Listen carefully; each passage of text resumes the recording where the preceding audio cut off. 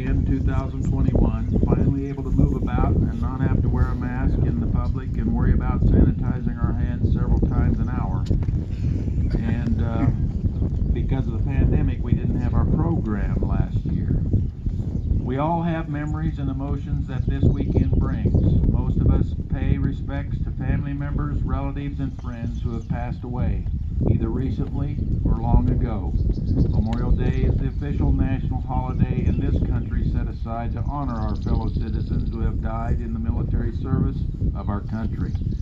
For countless families across our nation, Memorial Day is a stark and often painful reminder of those who were never afforded the opportunity to be called veterans for their military service, because their sacrifice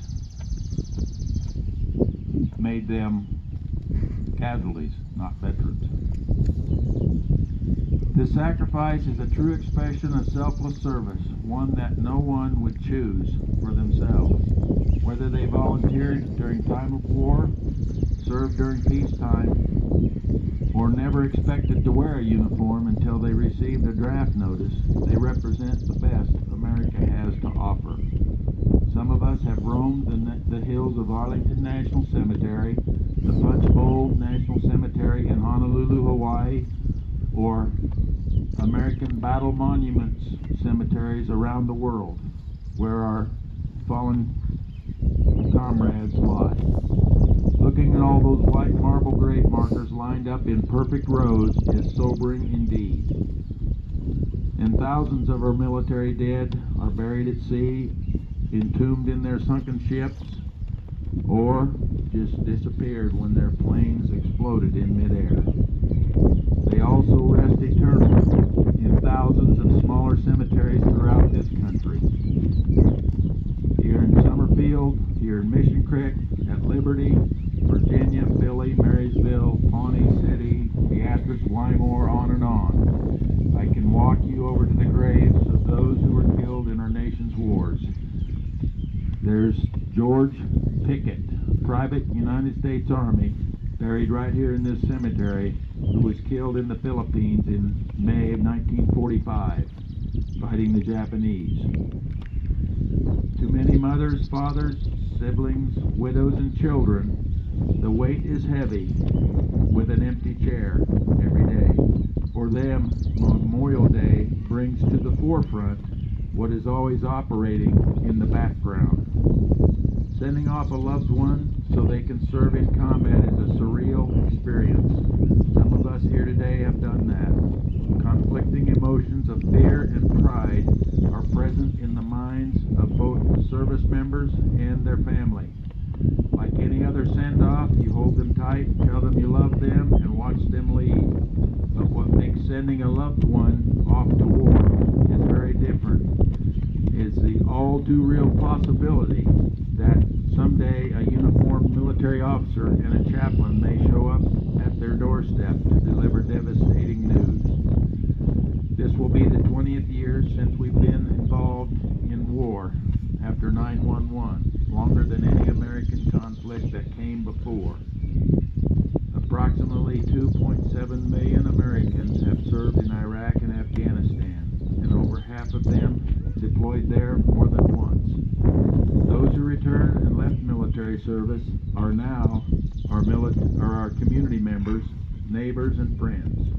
I am confident if you take time to learn about any veteran who lives near you, you will be amazed by the stories of service and sacrifice that they can tell, often known only to those who witnessed it firsthand or who were assigned to their unit.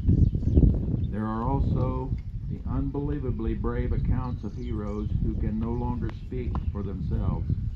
It's up to us to not only tell their stories, but to honor their service and memory so that we never forget.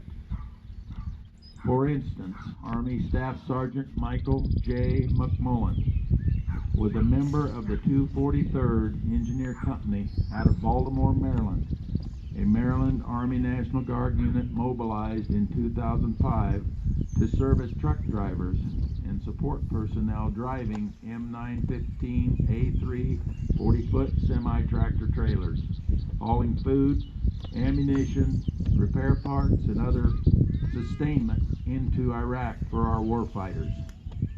The 243rd Engineered Company was one of the subordinate units under my command of the 143rd Transportation Command.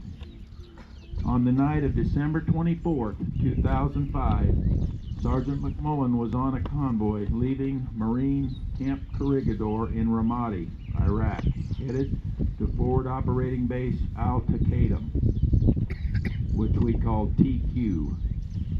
Due to the intensity of the insurgency in this area, which, by the way, was the same area where Reagan, my nephew Skip's son, was wounded in 2006. Because of that intensity of the insurgency in this area, the convoy was being escorted by 3 Abrams main battle tanks dispersed at the front, middle, and rear of the convoy. And they were operating in blackout drive conditions at night, meaning they didn't have lights on, just little cat-eye markers on their front and back of their vehicles.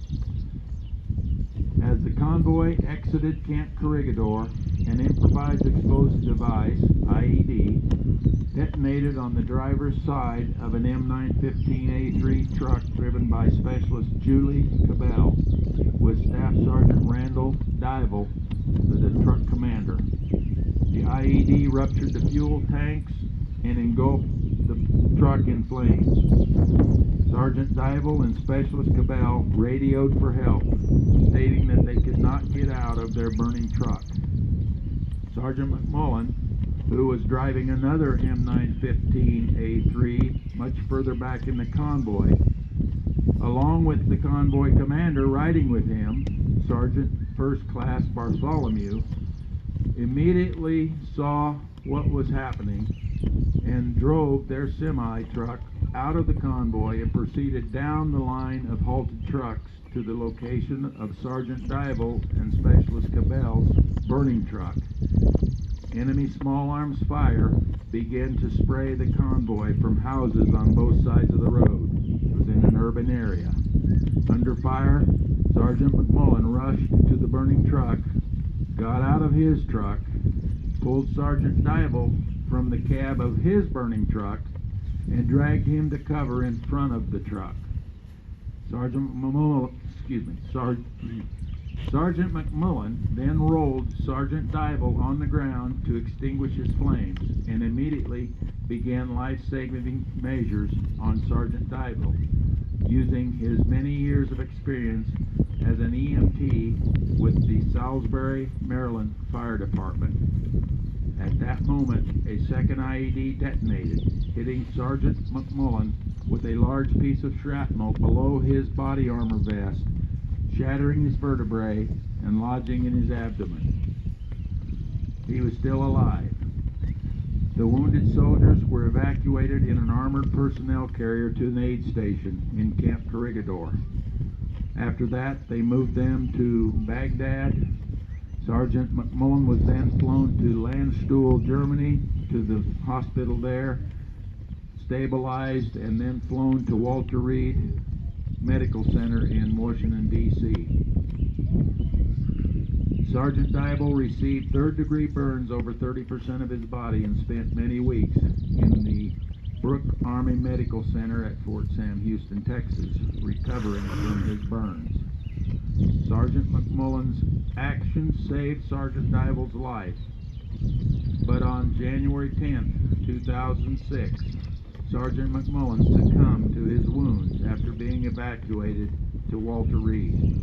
For his life-saving actions, which caused him to lose his own life, Sergeant McMullen was awarded the Silver Star and Purple Heart. His sacrifice and commitment reflect great credit upon himself, the 243rd Engineer Company, and the United States Army. It is impossible to know what was going through Sergeant McMullen's mind during those crucial minutes following